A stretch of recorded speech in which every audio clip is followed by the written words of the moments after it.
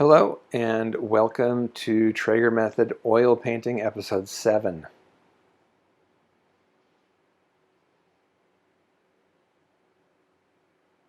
Today we're looking at a painting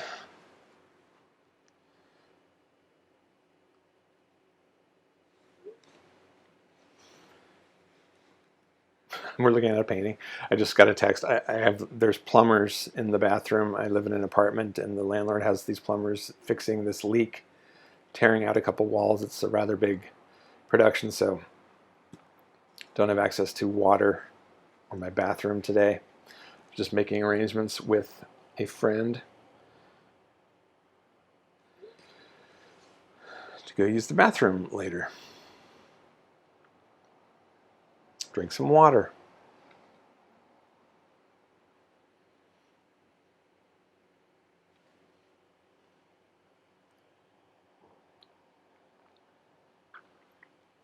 Sorry about that. Just reminded me that I have coffee. Mouth noises for posterity. We're looking at a painting. This is a small-ish painting. You can see how big it is compared to my hand. You know, it's one of my smaller size paintings.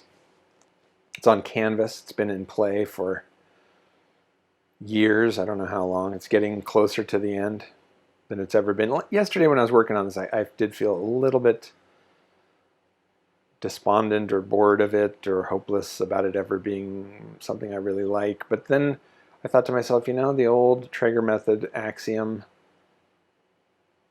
is that the right word? Saying, if it's not good, it's just not finished. You know, we're too deep in this. This isn't going in a trash can. So let's just finish it. Let's just work on it. If it takes 30 more hours, 40 more hours, so be it. I've already invested this much. This is what it looked like in the beginning. This is how much work these paintings go through. That was its first pass. That was a kind of middle area. See, it's kind of naked. And here's its final phase, the phase it's moving into. It's got leaves, ornamentation. I think it's better now than it's ever been, so cool. If it's not good, it's not finished. Keep working. You can see all the bumps and lumps on this thing as it just sits here with this still image. I don't know why I'm not working on it right now, but see all the kind of boils on the surface, carbuncles, ridges. You know, I don't intend to paint this way. These are just paintings, you know, that I've learned on, worked on for many years. I always anticipate that future work will be much finer, much smoother. And typically it is. I think I'll be working faster on my newest paintings. I actually just got a panel yesterday to start a painting on. I just want to have a fresh one going. I think of my studio practice as circular, not linear. It's like a picture a merry-go-round. Some paintings hop on and go around a short time, 6 months, and other paintings hop on and stay on the carousel for 10 years, 15 years, who knows, whatever it takes. There's paintings I stop working on and keep. It's not just that you know, I own them so I keep working on them. There's paintings I've owned that of my own that I haven't worked on, haven't touched ever again since, you know, the first 2 years of work. They're all different, but as long as the artist is alive, they're never finished. I've heard that before. I don't know who said that, but as long as I'm alive, none of these paintings are truly done, but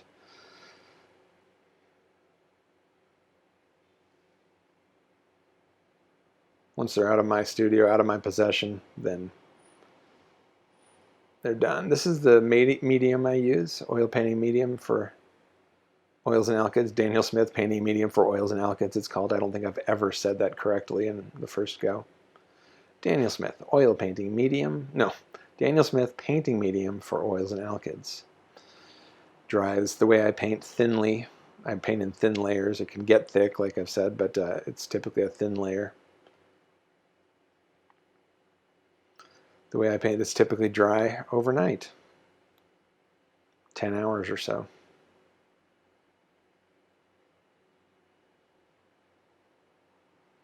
I'm painting light over dark there. You see how I'm accentuating that shadow? You know, if you're new to painting, you might think, well, a shadow, you paint darkness underneath the thing that you want to have a shadow. That's one way to go. The other way is you can paint light around the area where the shadow is, something lighter.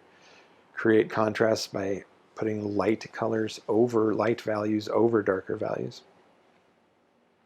I love doing that, especially with this like ornamentational kind of numbers and letters and patterns that I like to put on my surfaces. I'll do those in a lighter color like I'm doing right there. It's one of the joys of oil painting is the opacity of it. You know, it's not like watercolor where the white of the paper is your white. You know, with oil painting, I use a variety of whites. Titanium white is my opaque, as it is for most artists, most painters. I use a zinc titanium for a middle translucence, and then I use a transparent Winsor Newton transparent white, a very milky one for fogs and, you know, light effects and things like that.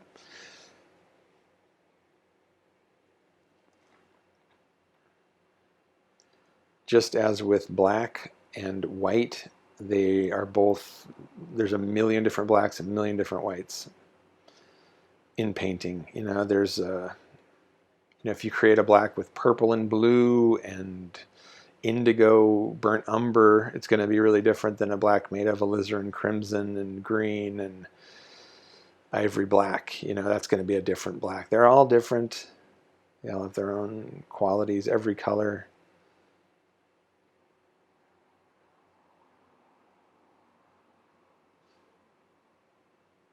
When you get into mixing, and then when you get into glazing, mixing with transparent layers over one another. It's another way to mix colors is to layer them with glazes. I do that a lot. You know, these different techniques fall in and out of fashion. I love glazing. I think it's wonderful. Try it all, you know. If you're a painter, if you're new to painting, try it all. They're just tools in your toolbox, techniques.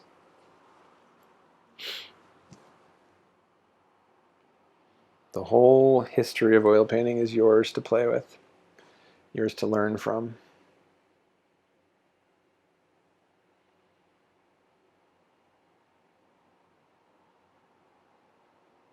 Oil painting is a very forgiving medium. A lot of people who are new to it or don't know it well will have an idea that it's really difficult to work with the medium. I don't know why that is. I think it's just because there's solvents involved potentially. But it's really much easier to use, in my experience, much easier than acrylic paints because it doesn't dry immediately. You have time to work it.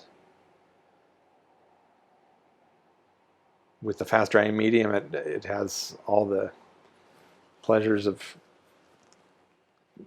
you know, everything. It's got it all.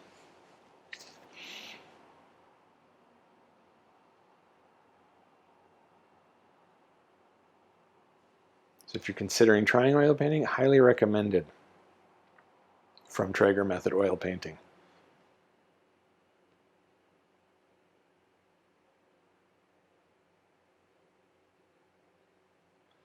It's one of these newish brushes of mine. I rotate through brushes. When I'm doing final passes on paintings, kind of getting towards finished work,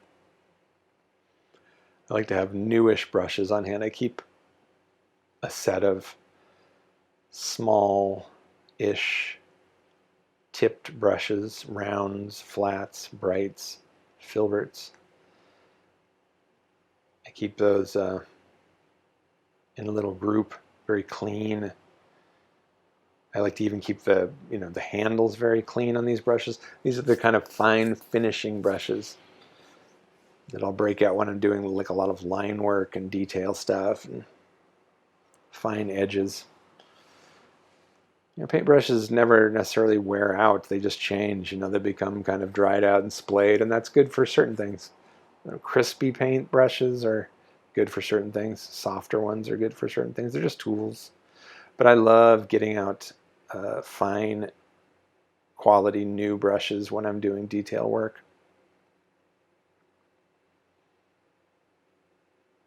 It's almost like putting new guitar strings on a guitar, you know, it just brightens everything up and gives you a kind of,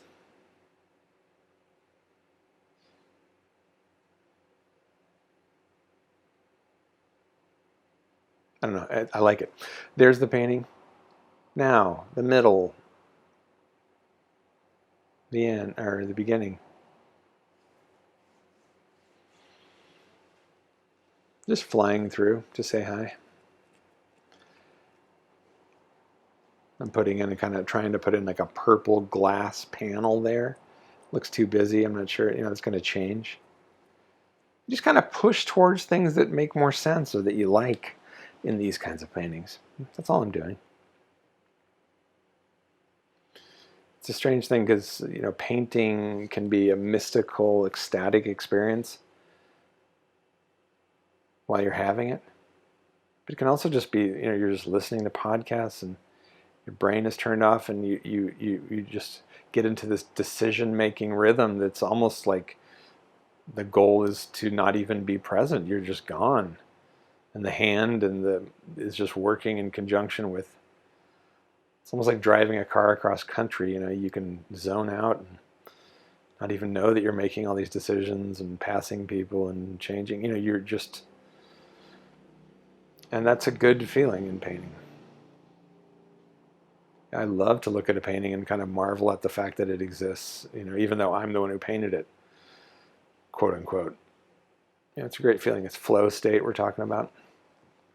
I'm working on this area here, intricate branch or vines and leaves, and it's been a very, very much a learning place, this area of the painting. How do you make the leaves look good?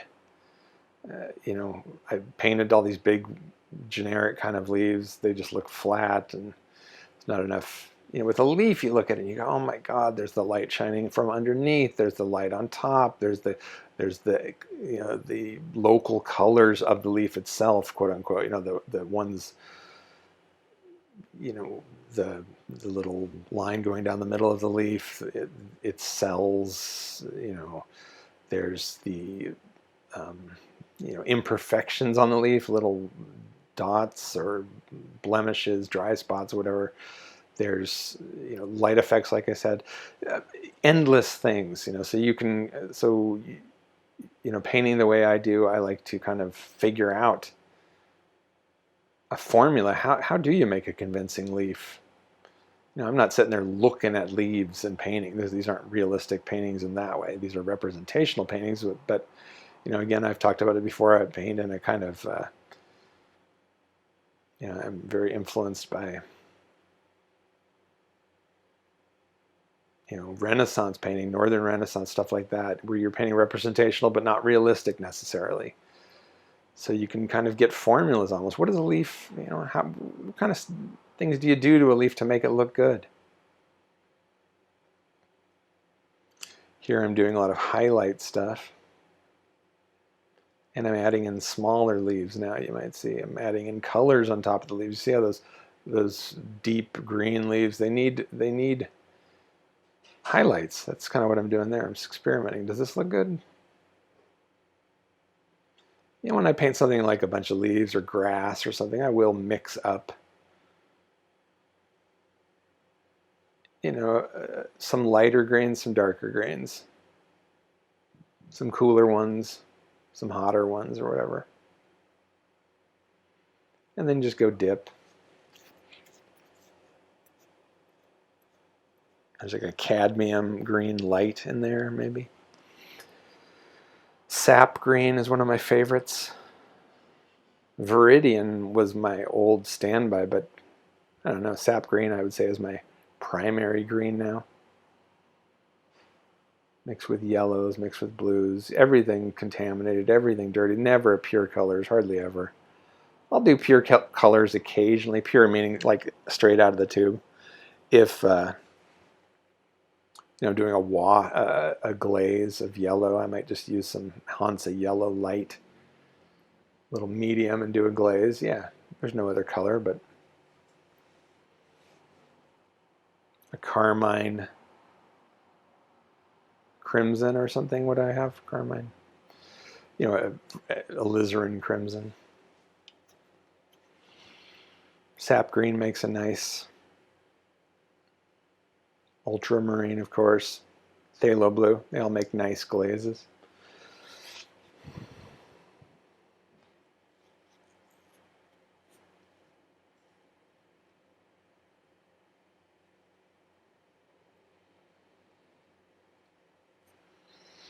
So I'll take a break from painting and I'll walk around in the neighborhood. It's summertime now here where I live in Portland, Oregon.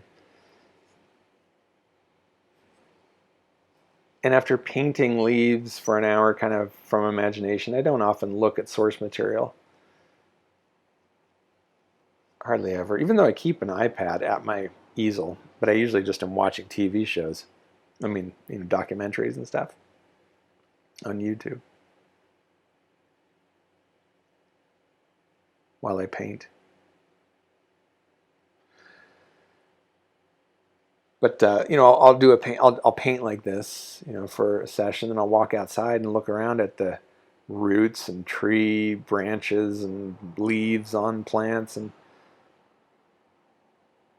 try and compare what I was doing with what I'm seeing now. You know, how many kind of levels of volume or you know of value are there on this branch? You know, how many? You know, what is the light doing on this leaf? Take photos, look at them later.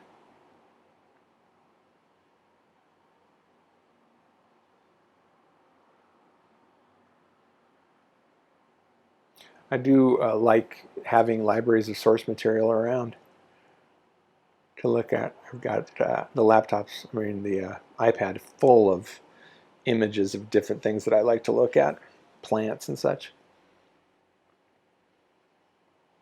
Because, you know, making up a tree from imagination, it's like, it's never going to be as weird as real trees. You know, like I'll be walking around my neighborhood and I'll see some tree and I'll just be like, that is not what a tree looks like. That is just not what a tree looks like. Imagine. You wouldn't make up. It's too weird. Nobody'd recognize it as a tree in a painting if you painted some of the trees in my neighborhood, if you put them in there. They'd be too strange.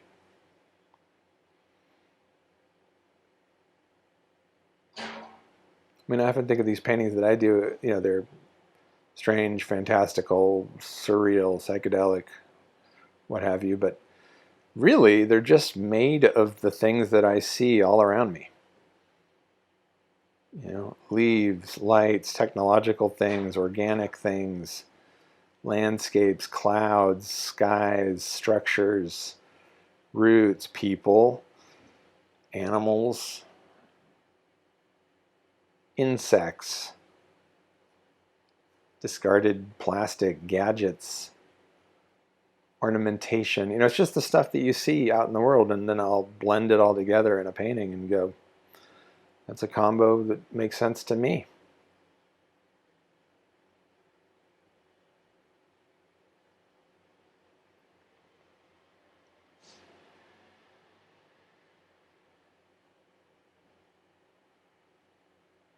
I really enjoy doing detailed work, and I look forward to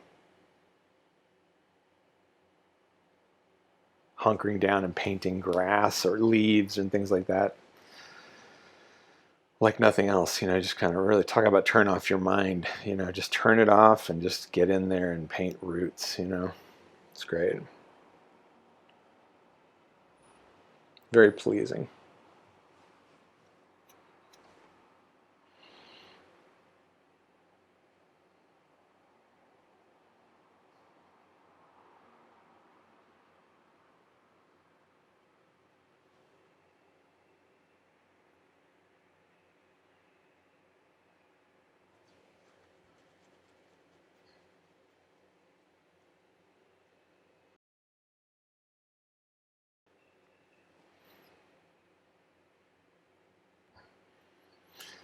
There's a photograph I took in my neighborhood You know, what does the light do? How do you do a ground cover? How would you paint that? Look at the shadows of the leaves that they cast.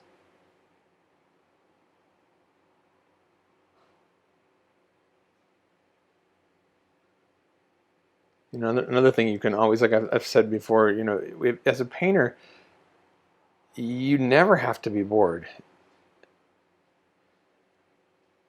You know, literally anywhere you are at any given time, you can look and learn.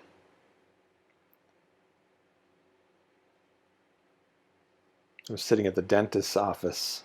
I don't know why I just remember this particular moment, but this is, I don't know, months ago, pre-pandemic. And my phone died. I didn't have a charge. So then I thought, okay, I could read, you know, one of these magazines, not interesting to me. I thought, well, no, I'm just going to look at light.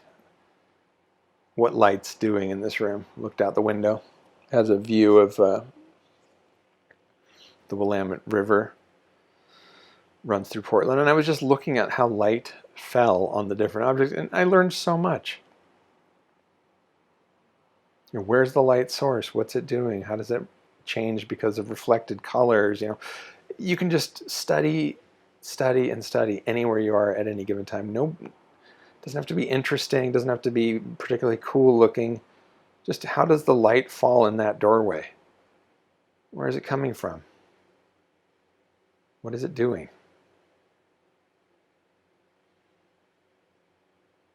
You can literally study anywhere, under any circumstances almost.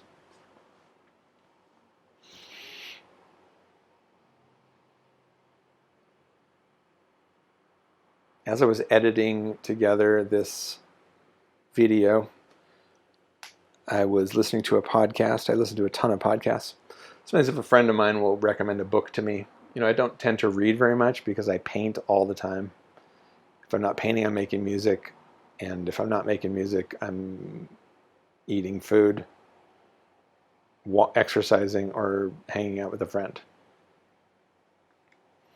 So I just don't do a ton of deep reading. You know, I do a ton of reading, but not books per se. But what I'll do oftentimes if a friend recommends a book, you know, a nonfiction book I'm talking about, I'll look up that author on my podcasts, you know, and I'll find the 15 podcasts that person has done. If they're promoting a book, they've always done a ton of podcasts in which they explain over and over again the point of the book and the best stories from the book, etc. So my friend had recommended a book called How to Die in the Anthropocene or something like that by Roy Scranton, his name is. So it was a short book. You should check it out. It's really good. I thought, well, you know what's an even shorter book is a dozen podcasts featuring Roy Scranton. So I listened to a couple of them. Very good stuff. I liked hearing it. It's always refreshing for me to hear people speak frankly about the situation we're in, like as humanity, you know, as a species.